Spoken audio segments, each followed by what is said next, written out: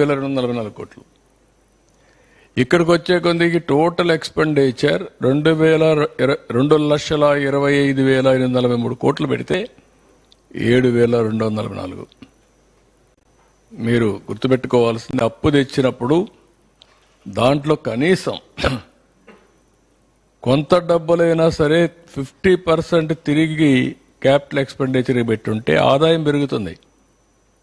అప్పు తెచ్చి వడ్డీ కట్టి అప్పు తెచ్చి ఇష్టానుసారంగా జల్సాలు చేస్తే ఏ విధంగా ఆదాయం పెరుగుతుంది?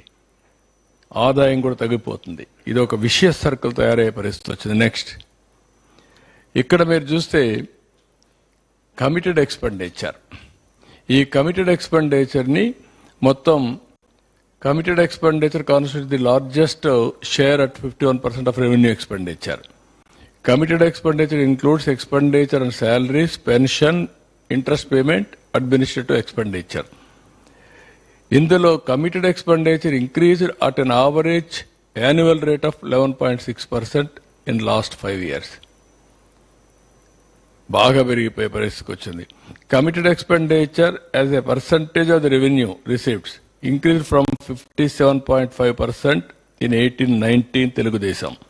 64.6% in 22-23. ఏం పెరిగింది ఇది?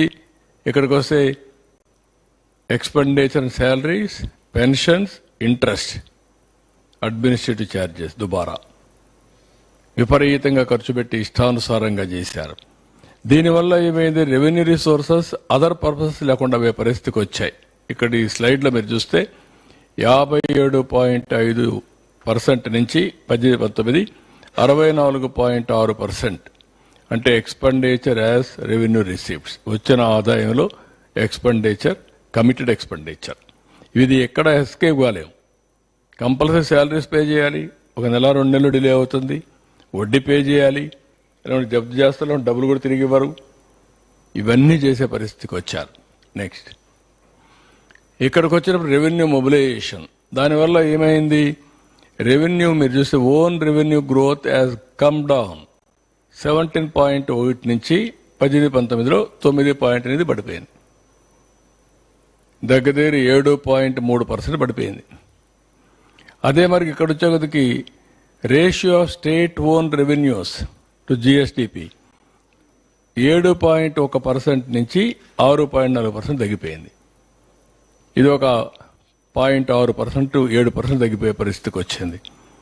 ఇక్కడ మీకు క్లియర్గా 17.1 నుంచి 9.8 following growth rate of state own revenues. Next, ఇక్కడ మీరు చూస్తే public debt increase at average rate of 16.5. 18-19 నుంచి 22-23 వరకు 16.5% పబ్లిక్ డెట్ పెరిగింది, అప్పులు పెరిగిపోయినాయి.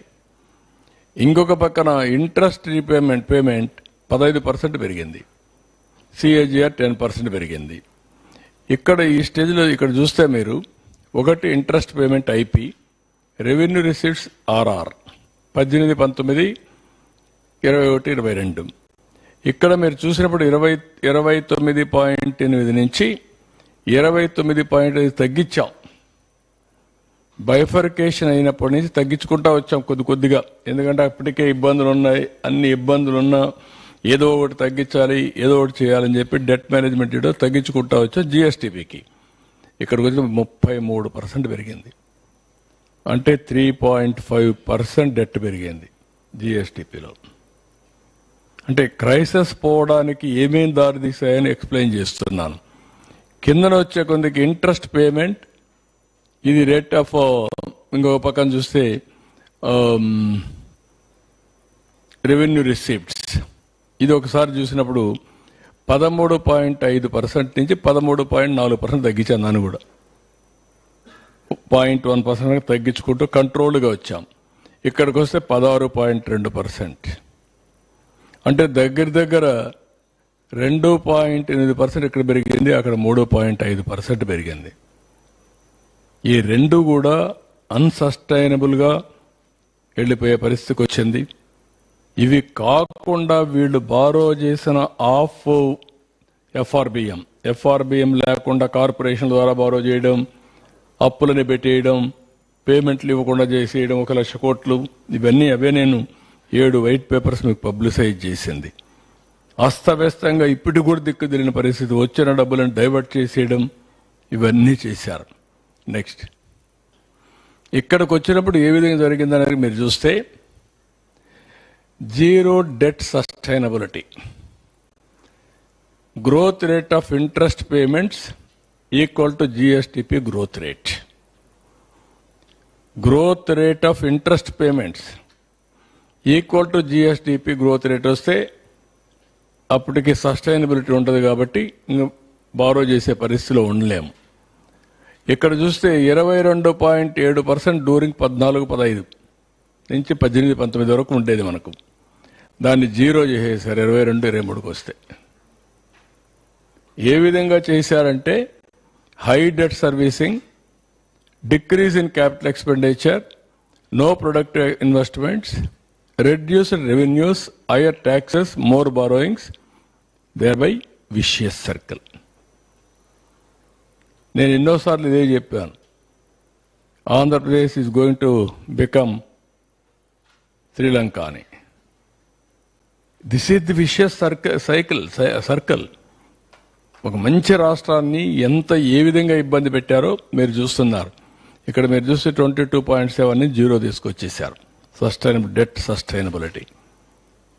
నెక్స్ట్ ఇక్కడికి వచ్చినప్పుడు ideal scenario for use of borrowings. ఎప్పుడైనా బారోయింగ్ చేయకపోతే ఏ ఎకానమీ అయినా, అమెరికన్ ఎకానమీ కూడా బారో చేస్తుంది. స్పెండింగ్ ఆన్ క్యాపిటల్ ఎక్స్పెండిచర్ పెడతాం. Increases productive investments in the state, increased revenue, lower taxes, lower borrowings. ఎప్పుడైతే ఎక్కువ పెట్టుబడులు పెడతామో ఆదాయం పెరుగుతుంది. ఆదాయం పెరిగినప్పుడు తక్కువ ట్యాక్సులు వేస్తాం, అప్పుడు తక్కువ బారో చేస్తాం, ఇంట్రెస్ట్ తగ్గుతుంది. ఈ సైకిల్ కంటిన్యూ అయితే బెటర్ ఇది వస్తుంది. ఇక్కడికి వచ్చినప్పుడు మీరు చూస్తే క్యాపిటల్ ఎక్స్పెండిచర్ కెపాక్స్ 19-20 2.2 ఉంటే అప్పటికి కూడా వీరంత వరకు పెట్టుకుంటూ వస్తే 1.7కి వచ్చాం. అక్కడి నుంచి తగ్గిపోయి 0.5కి వచ్చేసారు. 0.5 కంటే ఇక్కడ చూస్తే 7,244 కోట్ల రూపాయలు ఖర్చు పెట్టారు 0.5 జిఎస్టిపిలో. 14-19లో 59.15% ఖర్చు పెడితే, బారోడ్లో 100 రూపీస్లో 59.15 ఖర్చు పెడితే 19-24 వచ్చేందుకు 22.54 వరకు spent on capital expenditure. Drastic reduction ఇది. దీనివల్ల నెక్స్ట్ మీరు చూస్తే ఫిగర్స్ మీరు చూసినప్పుడు 59.15% నుంచి 22.54% తగ్గించారు. ఇక్కడ మీరు 3,06,606 కోట్లు గవర్నమెంట్ డెట్, అప్పటికి 1,35,106 కోట్లు. క్యాపిటల్ ఎక్స్పెండిచర్ 79,913 కోట్లు 1,35,000.